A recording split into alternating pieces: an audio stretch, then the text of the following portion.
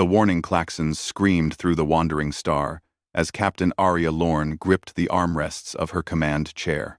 Her knuckles whitened, but her face remained calm, a mask she'd perfected over 8 years of deep space salvage operations.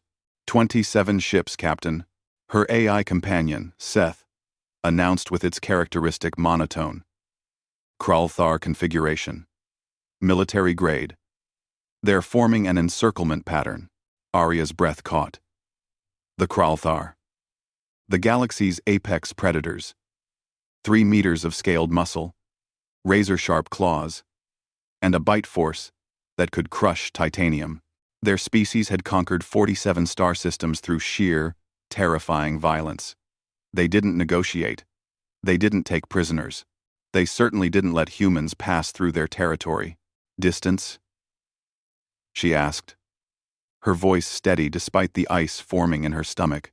200 kilometers and closing. They'll be in weapons range in 90 seconds. Arya pulled up the tactical display. Her salvage vessel, barely armed, designed for debris collection and deep space repair, sat like a minnow surrounded by sharks. Each Kralthar warship bristled with plasma batteries and kinetic cannons. One shot would vaporize her ship. Seth, open all frequencies. Broadband transmission. Captain, I must advise. Do it. The comm channel crackled to life. Arya cleared her throat, preparing to plead for her life in the 17 Kralthar dialects she'd memorized during her xenolinguistics training.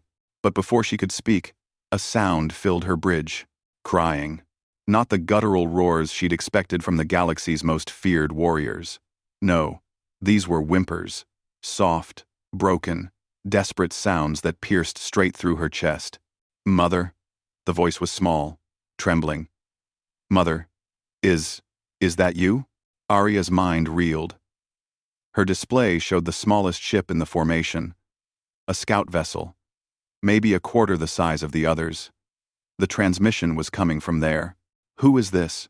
Arya asked carefully. Ririkal, the voice sobbed. We're sorry. We didn't mean to. Mother, please, don't be angry. The other ships remained silent. But Arya could see their weapons powering down.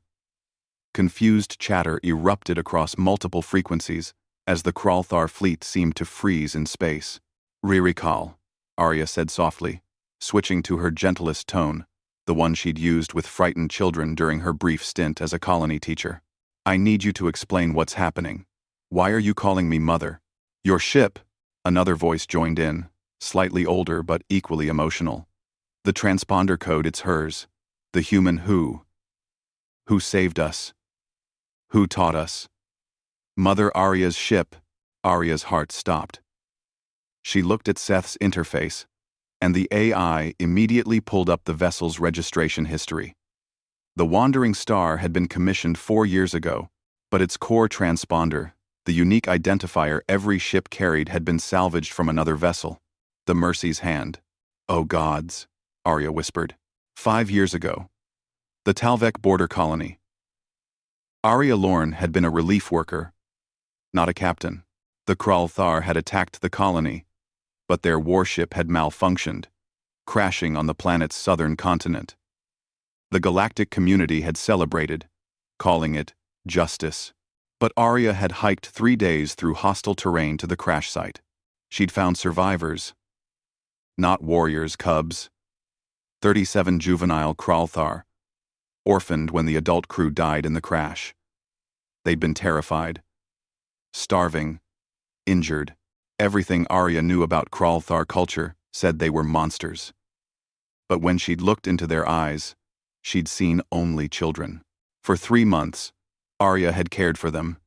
She'd hunted. She'd built shelters. She'd sung them to sleep when they cried for their lost parents. She'd taught them to survive until the Kralthar rescue fleet finally arrived. She'd never told anyone. Helping the enemy's children would have ended her career, maybe earned her a prison sentence. So, she disappeared, changed her name slightly, became Captain Lorne the Salvager. Ririkal, Arya said, her voice cracking. You were the smallest. You used to.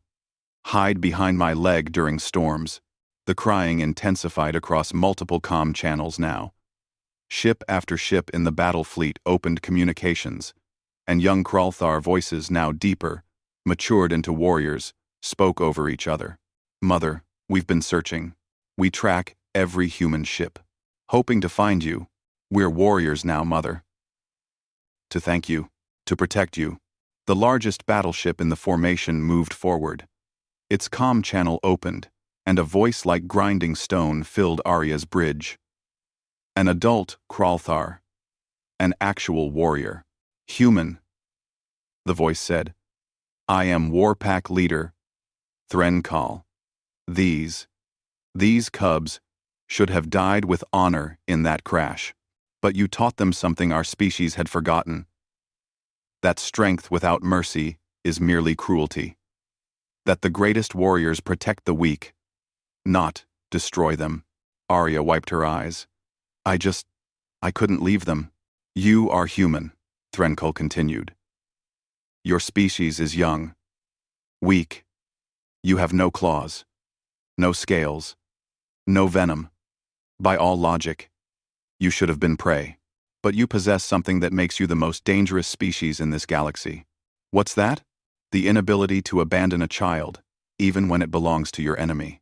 The battle fleet began to move, not into attack formation, but into an honor guard ships arranging themselves in perfect symmetry around the wandering star. Ririkal's voice came through again, steadier now. Mother, we request permission to escort you. Wherever you're going. The 37 of us have taken an oath. We are your pack now, forever. Arya looked at the tactical display. 37 ships. Her cubs, now warriors, offering her the protection of the galaxy's most feared military force. She smiled through her tears. Permission granted, Ririkal. But please stop crying. Your brothers and sisters are watching. A sound like laughter, harsh, barking, but unmistakably joyful, echoed across all 37 comm channels. The galaxy would learn a new truth that day. Humans didn't conquer through violence. They conquered through something far more terrifying. Compassion. Retry Claude can make mistakes. Please double-check responses.